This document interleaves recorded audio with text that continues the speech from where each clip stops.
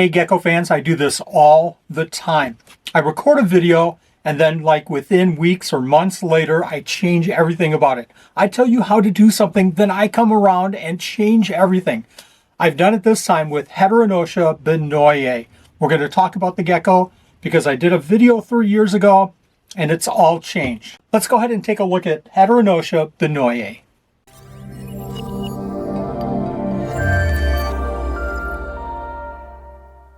I have this stand from Wisconsin Custom Cages, little plug there.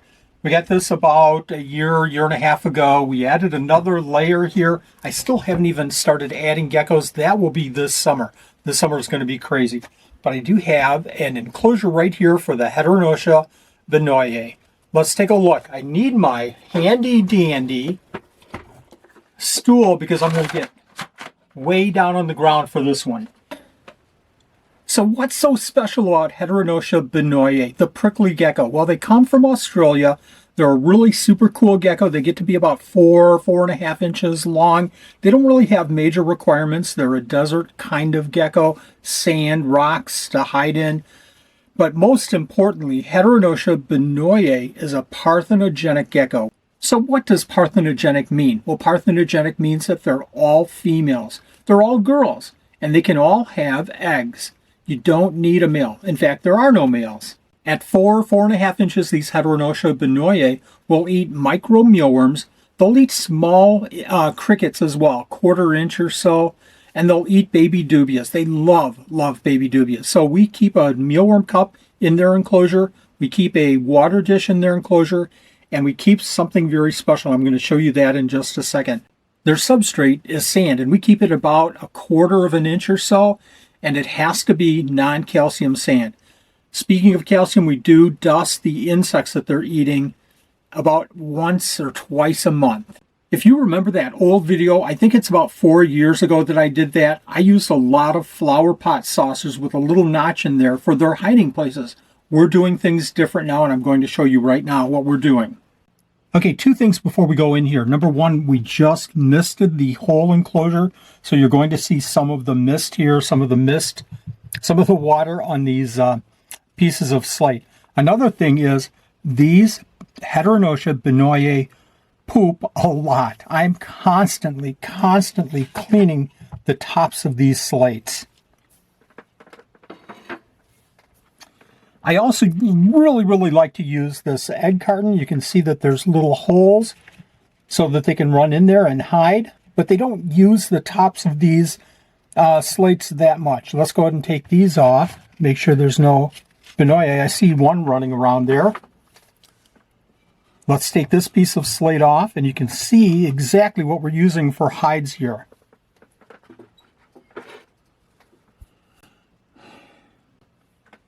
I still do use the plant saucer dishes, and you can see the little notch. I rarely find them in there, though. Let's see over here. Nothing in there. And one thing that we do is we mound up the sand under those saucers so that they can lay their eggs in the mounded up sand. Here's the key to keeping these animals, though. With these little hides, there they go. Luckily, they went that way instead of coming out of the tank. Under these little commercial hides, we'll get a better picture there. I love using these because they're the perfect size and they're kind of close to the heads of these Heteronotia binoei. So I'll go through real quick, running my fingers through these mounds to see if we have any eggs. So nothing under here. Let's go ahead and put these hides back. And I'm going to leave the tops off. We're going to take a look at the back hides. You can see the food dish with the mealworms. I'll put some more calcium. It looks like we're low on calcium in there, calcium and vitamin supplements. And you can see the water dish. I took it out just a few minutes ago to put some water in it. Let's take that out. I'll go ahead and take the mealworm cup as well out. And we're going to disassemble this back area if I can. Here's our 2 egg cartons. You can see one of the binoei hanging tight on there. I want him to run the other way, though, or she.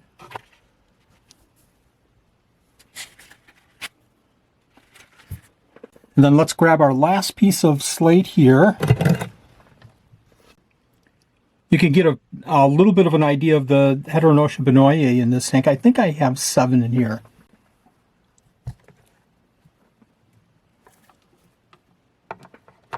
I'm going to move the 2 different hides.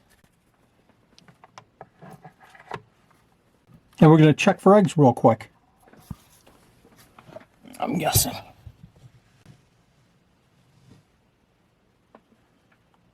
That was super easy. I ran my fingers through the sand and just pulled the eggs right out. Okay, let's go ahead and put the sand back. You can see that the sand in this tank is really, really shallow, other than under these hides. And that's where I hope that they'll lay their eggs. Okay, let's go ahead and put everything back in, and we'll put away those eggs.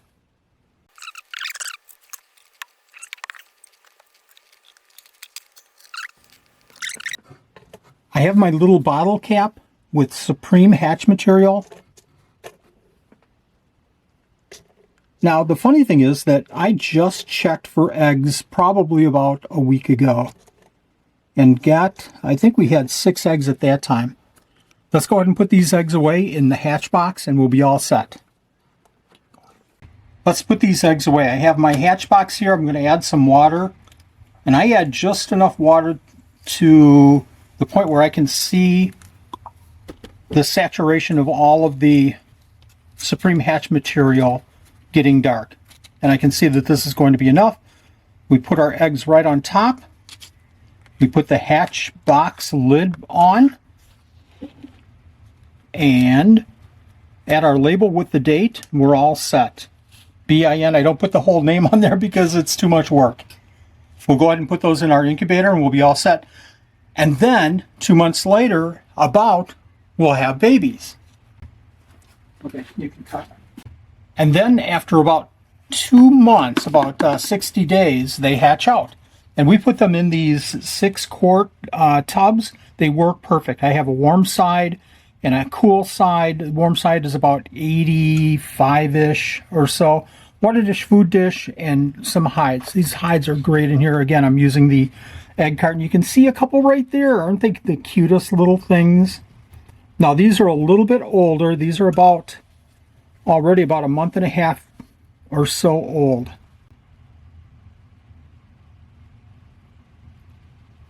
Very, very unique looking animal.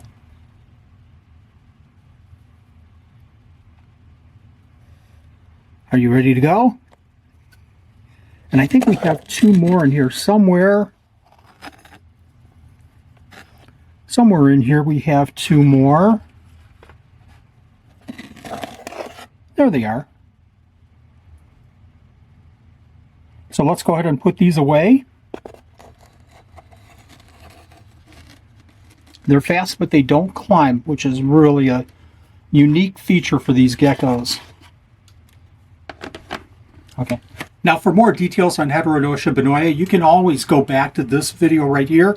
It's about 3 years old or so, but there's still tons of information in there, and you can compare what we were doing in the past to what we're doing currently. Thank you very much for watching us. We really appreciate it.